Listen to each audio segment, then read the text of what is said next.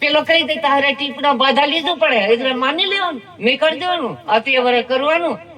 પેલા કારણસર વસ્તુ કરેલું તો હું કાને કારણે કરો તમે અમને ટૂંકી ને એડી મોટી બાધા લઈ ઉઠ્યા. હે તો ભાળીને જ જાણી પડે. 4 વાગે બોકડા મારી દઈ આરામ ફૂકીને ગણે ઢોલ હોઈ જાય. અહીંયા ભાળવા તો કઈ લાગે લો અને આખા એક મનનો પેલા કેડા બધા આપડ વાળા હોશિયાર ઢોલ આખા મનનો ગળામ ઘાલીને બોકડાને ભાળીને કૂદે. ઓ બાપા ઓખારે ને કૂદે ઓખારે પેલા ભાળીને તું કૂદો.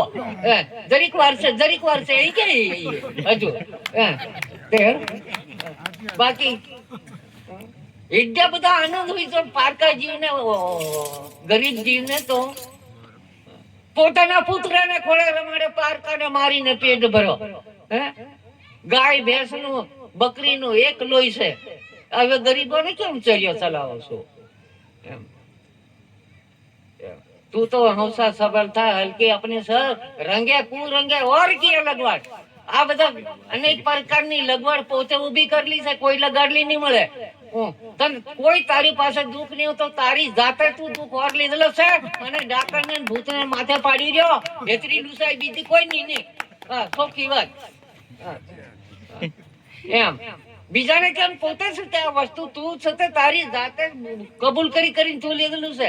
પાવાગઢ જવાની વાત તું લેતી, ચેરાવાડે જવાની તું લેતી. બાબા છેલ્લો વાર તને બોલાવતો બે હાથે અહીં નહીં માતા બોલાવતેલી તું તાર ગરદે તું ગયેલો. અને પાછો અહીં છે ના ભાઈ એ ધોધો હતો નહીં. એક વાત પુરાઈ દો ને એ મારું જ કાર્ય છે. અને મહારાજ ફાસને મહારાજ સુવાસને પૂજવાનો છે મેં અને મેં ખાવાનો છે. અહીં નક્કી કરો. પણ બીજાનું નામ પાડીને પરુણ્યાનું નામ પાડીને ઢેબરા આખા ગોળબારિયા ખાય એનું કહેલું. એકને માથે પાડી દઈ હગાને હગો આવલો એટલે કુકડો માર્યો, હગો આવલો એટલે ઢેબરા કર્યા. વાત કરે તો નહીં ખાતા પેલા એટલે છોડી દીધું. આવી બધી લૂંચાઈઓ નહીં ચાલે. જેમ હોય તેમ કહેવાય શીખો. તે શબ્દો પારખીને લીધો રે સારો નિરા મારા કરમ નો બાંધ્યો છે સંસાર. તે આ કરમ ની અંદર તો ગમે એટલી ઉપાય કરો પણ સાર શબ્દ ને મથી લેજો. શબ્દ હું કહેવા માંગે એ મેં હું બીજો હું ત્રીજો હું આ શબ્દ ને આખી દુનિયા વાણીને લઈને ભૂલાય મન છે. વાણીને લઈને દુનિયા ભૂલે પડલી છે વાણી થકી.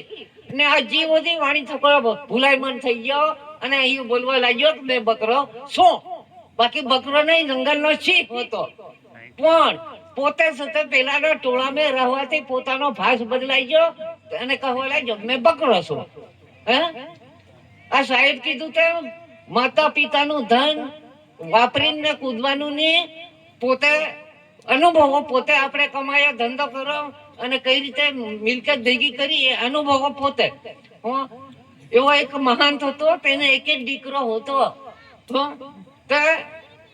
મહંત નું બધું નાણું વાપરી ખાઈ ગયો. બધું જેટલું હતું જુગાર રમી ગયો, ત્યાં વાપરવા લાગ્યો, ત્યાં દિન વાપર નાખ્યો. અને પછી હાવ કો કરું તો કે બાપુજી કઈક ને કઈક લખી કરીને ચોપડા જોવા પડ્યો. ચોપડા જોતો પેલો બાપુજી લેખ લખલો ને શેક જોઈ કાઢ્યો. ઓહો ઘણો ખુશ હોઈ ગયો, ઘણો ખુશ હોઈ ગયો. હા મારા ગઈ ગયો.